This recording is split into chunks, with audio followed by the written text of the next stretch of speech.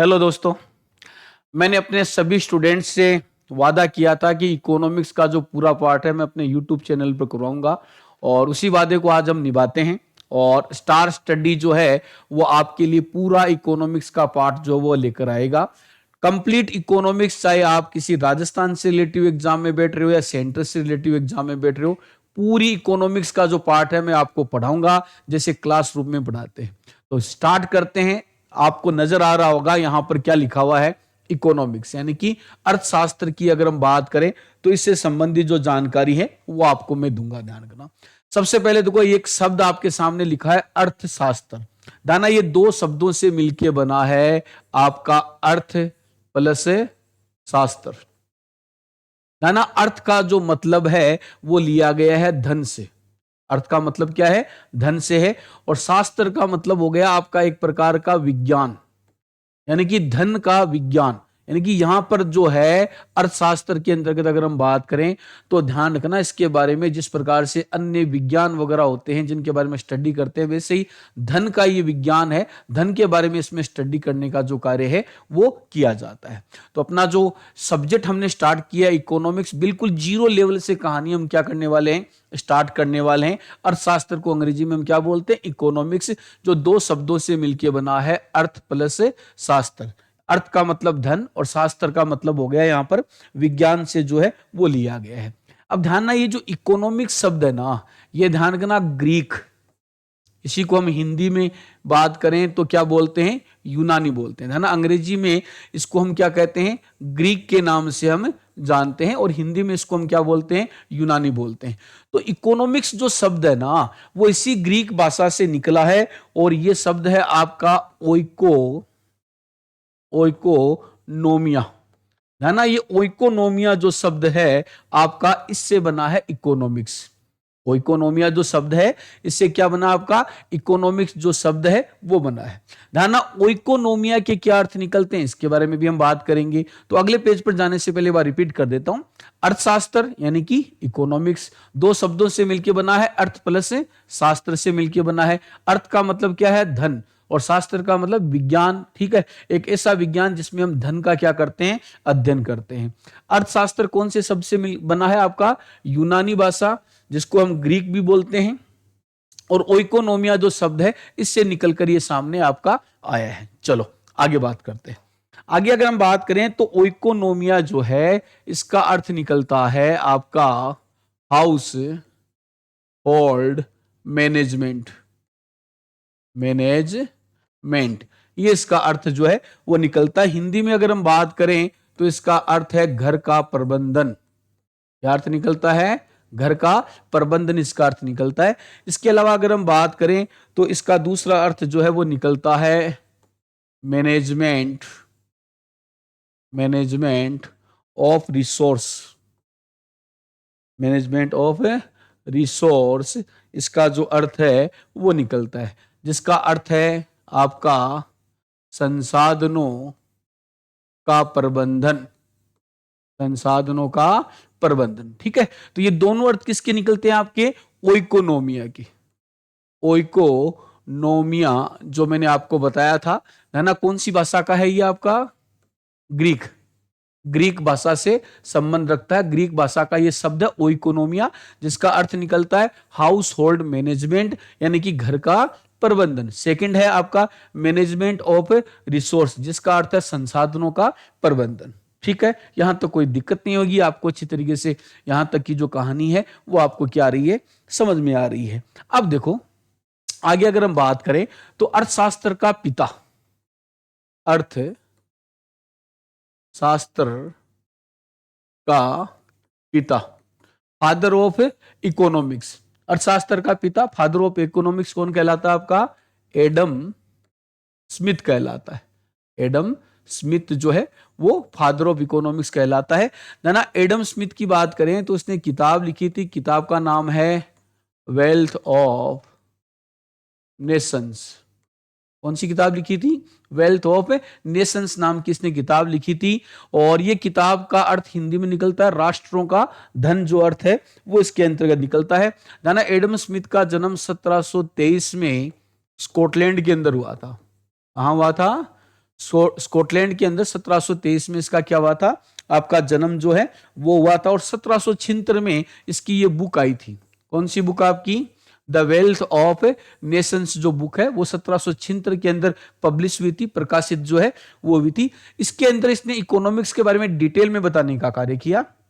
यहीं से दाना एडम स्मिथ को फादर ऑफ इकोनॉमिक्स के नाम से जाना जाने लगा। दाना अर्थशास्त्र के सेक्टर में इनके योगदान के कारण ही ध्यान रखना इनको बड़ा महत्व जो है वो दिया जाता है। यही कारण है कि इनको फादर ऑफ इकोनॉमिक्स के नाम से भी पुकारा जाता है।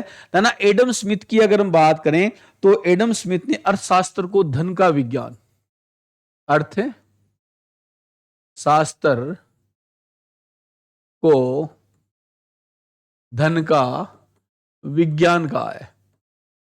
ठीक है, किस विद्वान ने अर्थशास्त्र को धन का विज्ञान कहा है? अगर हम बात करें, economics is science of money, economics is science of money, ये कहने वाला व्यक्ति कौन है आपका?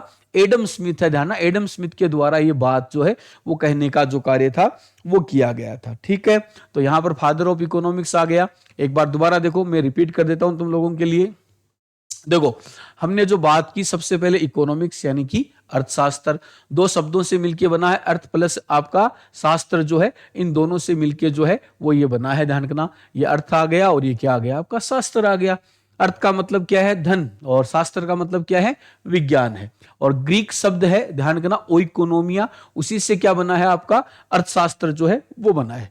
फिर मैंने आप लोगों को बताया कि ग्रीक शब्द ओइकोनोमिया से अर्थशास्त्र बना है। ओइकोनोमिया का क्या अर्थ निकलता है? हाउस होल्ड मैनेजमेंट, यानी कि घर का प्रबंधन। फिर आता है मैनेजमेंट ऑफ रिसोर्स, यानी कि संसाधनों का प्रबंधन। ये इसके अर्थ जो है वो निकलते हैं। फिर आगे आप लोगों को मैंने बताया यहां पर कि अर्थशास्त्र का पिता, फादर ऑफ इकोनॉमिक्स किसे कहते हैं? तो वो व्यक्ति कौन है आपका? एडम स्मिथ है। 1723 में दाना स्कॉटलैंड के अंदर अगर बात करें तो इस इंसान का जन्म हुआ, और 1776 में इसकी एक बुक पब्लिश हुई। बुक का नाम है आपका वेल्थ ऑफ नेशंस। ध्यान, इस बुक के अंदर इसने इस प्रकार से अर्थशास्त्र को परिभाषित किया कि इन्हें ध्यान रखना फादर ऑफ इकोनॉमिक्स के नाम से जाना जाने लगा। इन्होंने ध्यान अर्थशास्त्र को, किसको? अर्थशास्त्र को ध्यान धन का विज्ञान जो है वो कहा है। तो यहां तक सब लोगों का मामला क्लियर है। चलो आगे चलते हैं, आगे बढ़ाते हैं अपने टॉपिक को। फिर देखो, आगे अगर हम बात करें तो ध्यान रखना दो चीजें होती हैं। एक तो है आपकी इकोनॉमिक्स।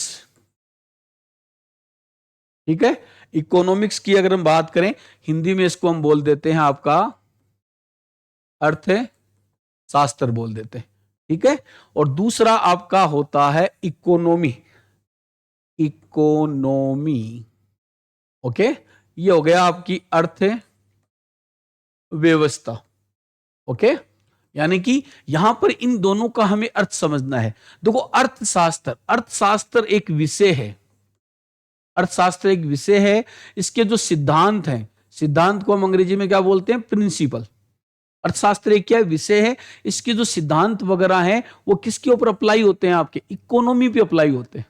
ठीक है, तो इकोनॉमी ध्यान रखना, अगर हम बात करें अर्थव्यवस्था होती है। जैसे मैं कहूं भारत की क्या खराब हो गई? इकोनॉमी खराब हो गई। भारत की इकोनॉमी क्या हो गई? अच्छी हो गई। तो जो इकोनॉमी है वो एक एक्टिव है, ये ध्यान ना सक्रिय रूप होता है आपका। ये क्या है आपका? सक्रिय रूप है, एक्टिव रूप है, ध्यान रखना। और ये जो इकोनॉमी है, इसके जो रूल हैं वो इकोनॉमिक्स के जो रूल हैं वो इकोनॉमी पर क्या होते हैं? लागू होते हैं। है ना, दुनिया की टॉप की 5 जो इस समय इकोनॉमी है उनके अंदर नंबर 1 पर जो है वो अमेरिका है, नंबर 2 पे चीन है, नंबर 3 पर बात करें तो जर्मनी है, और उसके बाद में नंबर 4 किसका आता है? भारत का आता है। ऐसा माना जाता है कि 2027 तक, कब तक है? 2027 तक भारत जो है वो तीसरे स्थान पे आ जाएगा। लेकिन है ना, अमेरिका और चाइना को पीछे छोड़ना थोड़ा मुश्किल कार्य है। लेकिन हाँ, 2027 तक तीसरी बड़ी इकोनॉमी होगी, और इसमें बड़ा योगदान होगा देश की जनसंख्या का। इसके पीछे रीजन ये है, हमारे देश की जनसंख्या ज्यादा है, और जनसंख्या ज्यादा तो पर कैपिटा इनकम के हिसाब से अगर जोड़ें तो ध्यान तीसरी बड़ी इकोनॉमी इंडिया की बन जाएगी। तो ये अंतर जहां तक मेरे को लगता है आपको समझ में आ गया। इकोनॉमिक्स एक सब्जेक्ट है, इसके जो रूल हैं, इसके जो सिद्धांत हैं वो किस पे अप्लाई होते हैं? आपकी इकोनॉमी पे अप्लाई होते हैं। और वो एक एक्टिव रूप है, सक्रिय रूप है। मैं आज कहूं कि हमारे देश की इकोनॉमी खराब हो गई, इकोनॉमी शब्द इस्तेमाल करूंगा, इकोनॉमिक्स शब्द इस्तेमाल नहीं करूंगा, क्योंकि इकोनॉमिक्स तो एक विषय है, ध्यान रखना। और इकोनॉमी क्या है, देश की इस समय एक्टिव जो व्यवस्था है वो है। जैसे एग्जाम्पल के रूप में अगर मेरी इनकम अच्छी है और मेरे खर्चे बिल्कुल कंट्रोल में, तो मेरी इकोनॉमी क्या रहेगी, अच्छी रहेगी। ऐसे ही मेरी अगर इनकम कम है और खर्चे ज्यादा हैं, तो मेरी इकोनॉमी क्या हो जाएगी, खराब हो जाएगी, क्योंकि मैंने इकोनॉमिक्स के जो रूल हैं वो अपने ऊपर सही तरीके से लागू नहीं किए। तो ये एग्जाम्पल बहुत ही अच्छा एग्जाम्पल है जो आपको समझ में आ गया होगा। ठीक है, तो ये अर्थ जो है वो आपका यहां पर समझ में आ गया होगा, अच्छी तरीके से क्लियर हो गया होगा। अब देखो आगे बढ़ते हैं। आगे मैं आप लोगों के सामने बात करता हूं classification classification of economics. Classification of economics यानी कि अर्थशास्त्र का वर्गीकरण। अर्थशास्त्र का वर्गीकरण। तो वो अर्थशास्त्र के वर्गीकरण की अगर हम बात करें, तो ये वर्गीकरण जो है वो 1920 में करने वाले व्यक्ति का नाम था रेगनर फिस्क। ठीक है, रेगनर फिस्क नाम का व्यक्ति था जिसने ध्यान क्लासिफिकेशन ऑफ इकोनॉमिक्स यानी कि अर्थशास्त्र का वर्गीकरण करने का कार्य किया। इसने ध्यान अर्थशास्त्र को दो हिस्सों में बांटा। सबसे पहले अगर हम बात करें तो इसने बताया माइक्रो इकोनॉमिक्स। ठीक है, इसका अर्थ हिंदी में निकलता है आपका व्यष्टि अर्थशास्त्र। क्या निकलता है, व्यष्टि अर्थशास्त्र निकलता है। सेकंड अगर हम बात करें तो इसमें आ जाता है आपका मैक्रो इकोनॉमिक्स आ जाता है। ठीक है, इसको हम बोलते हैं आपका हिंदी के अंतर्गत आपका आ जाता है ये व्यष्टि हो गया, ये समष्टि हो गया, समष्टि अर्थ शास्त्र हो गया ये आपका। ठीक है, चलो तो एक तो हो गया व्यष्टि और एक क्या हो गया, समष्टि। और ये करने वाला कौन था, क्लासिफिकेशन ऑफ इकोनॉमिक्स करने वाला कौन था, 1920 के अंदर रेगनर फिस्क की बात करें तो वो करने वाला था। ठीक है, माइक्रो इकोनॉमिक्स और मैक्रो इकोनॉमिक्स। ठीक है, अब देखो माइक्रो नाम से पता चल रहा है, माइक्रो यानी कि छोटे लेवल पर और मैक्रो यानी कि बड़े लेवल पर। तो दोनों के बारे में हम डिटेल में अभी बात करेंगे। तो सबसे पहले देखो हम बात करते हैं नंबर 1 में आपका सबसे पहले आ जाता है माइक्रो, आ जाता है माइक्रो इकोनॉमिक्स। ठीक है, माइक्रो इकोनॉमिक्स की सबसे पहले हम बात करते हैं। माइक्रो इकोनॉमिक्स की अगर हम बात करें तो ध्यान इसमें स्टडी जो होती है ऑफ इंडिविजुअल होती है। ठीक है, स्टडी ऑफ इंडिविजुअल यानी कि व्यक्तिगत अध्ययन किया जाता है। व्यक्तिगत क्या होता है आपका अध्ययन जो है वो किया जाता है। व्यक्तिगत अध्ययन का मतलब एक व्यक्ति है, उसकी इनकम है, उसके खर्चे हैं, वो सब अध्ययन होता है। जैसे मैं हूं, मेरे बारे में जो भी अध्ययन किया जाता है व्यक्तिगत रूप से, मेरी इनकम है, मेरे खर्चे हैं, वो किस में आएगा, आपका व्यक्तिगत अध्ययन के अंतर्गत जो है वो आएगा। जैसे एग्जाम्पल के रूप में मेरी इनकम जो है वो आ गई, यानी कि आय हो गई आपकी। ऐसे ही मेरा अगर हम बात करें जो मैं वे कर रहा हूं वो इसमें आ जाएगा, इसको हम बोलते हैं अंग्रेजी में एक्सपेंडिचर बोलते हैं। थर्ड, मेरी कोई फर्म है, कोई संस्था है, ठीक है, वो आ गया आपका। मेरे द्वारा जो उपभोग किया जा रहा है, उपभोग का मतलब हो गया कंजप्शन जो मैं कर रहा हूं, ये सब ध्यान करना माइक्रो इकोनॉमिक्स में आता है। इसके अलावा आप लोगों को बता दूं माइक्रो इकोनॉमिक्स में एक व्यक्ति विशेष के बारे में पूरी स्टडी की जाती है। देखो नाम ही क्या है, स्टडी ऑफ इंडिविजुअल, व्यक्तिगत रूप से अध्ययन होता है। व्यक्ति की इनकम, उसके खर्चे, उसकी फर्म, उसके उपभोग, इन सब के बारे में जो अध्ययन है वो आपका माइक्रो इकोनॉमिक्स के अंतर्गत किया जाता है। तो आप लोगों को ये समझ में आ गया होगा अच्छी तरीके से। अब ध्यान करना, इसका जनक कौन है, इसका फादर किसको कहते हैं, तो अल्फ्रेड मार्शल। ध्यान करना, अल्फ्रेड मार्शल को फादर ऑफ माइक्रो इकोनॉमिक्स, बहुत अच्छा क्वेश्चन है। फादर ऑफ माइक्रो इकोनॉमिक्स किसे कहते हैं, अल्फ्रेड मार्शल को कहा जाता है। तो अच्छी तरीके से दिमाग में सेट कर लेना। ना अल्फ्रेड मार्शल की किताब का नाम है अर्थशास्त्र के सिद्धांत। अर्थशास्त्र के सिद्धांत, ये इनकी किताब है। इनकी किताब आपकी अल्फ्रेड मार्शल की किताब है। और इस किताब की बात करें तो इसे हम अंग्रेजी में बोलते हैं प्रिंसिपल ऑफ इकोनॉमिक्स।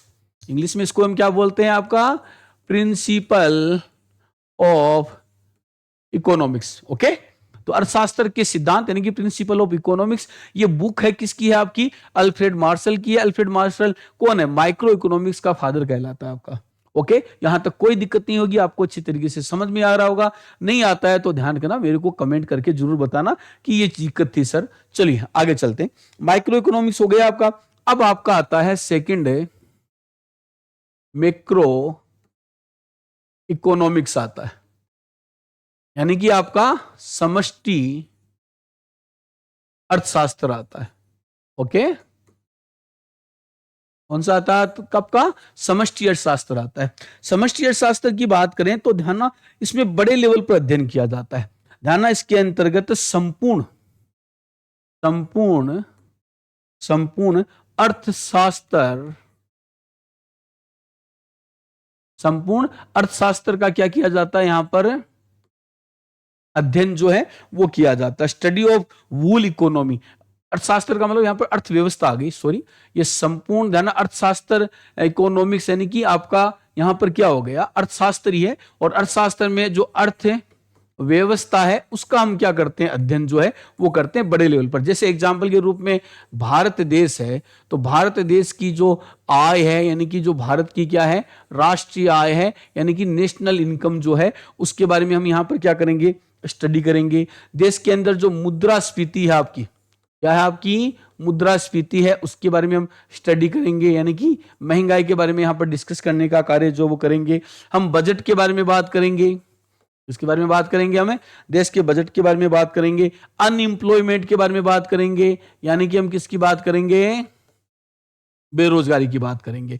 एक बार दोबारा देखो, मैक्रो इकोनॉमिक्स यानी कि समष्टि अर्थशास्त्र, इसके अंदर क्या होता है? संपूर्ण अर्थशास्त्र का अध्ययन किया जाता है और इसमें पूरे देश की अर्थव्यवस्था का अध्ययन होता है। इसमें देश की राष्ट्रीय आय, नेशनल इनकम है, मुद्रास्फीति यानी कि इन्फ्लेशन है, बजट है, बेरोजगारी है, इनके बारे में बड़े लेवल पर जो है वो डिस्कस या अध्ययन करने का जो कार्य है वो किया जाता है।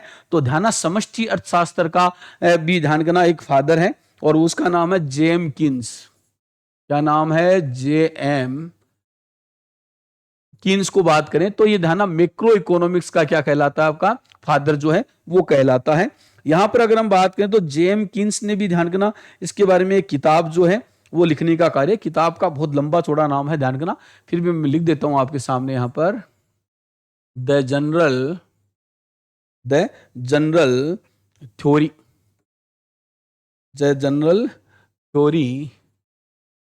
Of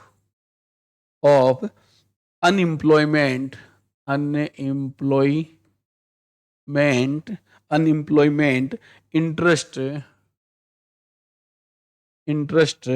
and money. ठीक है, थोड़ा सा बड़ा नाम है, मैं रिपीट कर देता हूं दोबारा से। The general theory of unemployment, interest and money. तो ध्यान रखना, हिंदी में बात करें तो आय और रोजगार का सिद्धांत नाम की ये बुक जो है वो किसने लिखी थी? आपके जेएम किन्स ने लिखी थी। अगर आपको पूछ ले मैक्रो इकोनॉमिक्स का फादर किससे कहते हैं तो क्या करोगे आप? जेएम किन्स करोगे। तो ध्यान रखना, ये इसकी बुक है और इसने संपूर्ण अर्थशास्त्र, कंप्लीट अर्थशास्त्र के बारे में जो जानकारी है वो देने का कार्य किया। तो आज हमने क्या क्या पढ़ा वो एक बार क्विक रिवीजन हम कर लेते हैं यहां पर। और ध्यान रखना, बहुत ही इजी वे में मैंने आपको बिल्कुल सीधी सिंपल भाषा में ये पढ़ाया है, कोई ज्यादा दिक्कत होनी नहीं चाहिए आपको लोगों को। देखो, सबसे पहले बात करें तो इकोनॉमिक्स सब्जेक्ट आ गया। हिंदी में क्या बोलते हैं? अर्थशास्त्र बोलते हैं। दो शब्दों से मिलकर बना है अर्थ प्लस शास्त्र। अर्थ का मतलब होता है धन और शास्त्र का मतलब यहां पर लिया गया विज्ञान, यानी कि वह विषय जिसमें हम धन को विज्ञान के रूप में अध्ययन करने का काम करते हैं। दाना ग्रीक या यूनानी जो शब्द है उससे का शब्द है ना ओइकोनोमिया। ओइकोनोमिया से अगर हम बात करें तो ये बना है। और ओइकोनोमिया के दो अर्थ निकलते हैं, हाउस होल्ड मैनेजमेंट जिसका अर्थ है घर का प्रबंधन, मैनेजमेंट ऑफ रिसोर्स जिसका अर्थ है संसाधनों का प्रबंधन। ये दोनों किसके? ओइकोनोमिया के। तो ये ध्यान रखना आप लोग। फिर आगे मैंने आप लोगों को बताया कि अर्थशास्त्र का पिता, फादर ऑफ इकोनॉमिक्स किसे कहते हैं? एडम स्मिथ को 1723 के अंदर स्कॉटलैंड में इसका जन्म हुआ था। इसकी बुक का नाम है वेल्थ ऑफ नेशंस, 1776 में ये पब्लिश हुई थी। इस बुक में इसने काफी डिटेल में अर्थशास्त्र के बारे में बताया था।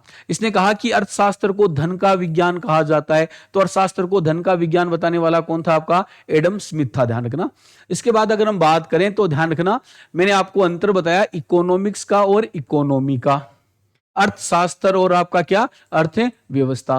ध्यान, अर्थशास्त्र के जो विषय हैं, सिद्धांत हैं, जो रूल हैं, वो किस पे लागू होते हैं? अर्थव्यवस्था पर। अर्थव्यवस्था एक एक्टिव रूप है, सक्रिय रूप है। ध्यान, दुनिया की 5 बड़ी इकोनॉमियों में बात करें तो 4 में अपना नाम आता है भारत का। 1 पे अमेरिका, 2 पे चीन, 3 पे जर्मनी और 4 पर कौन है? भारत है।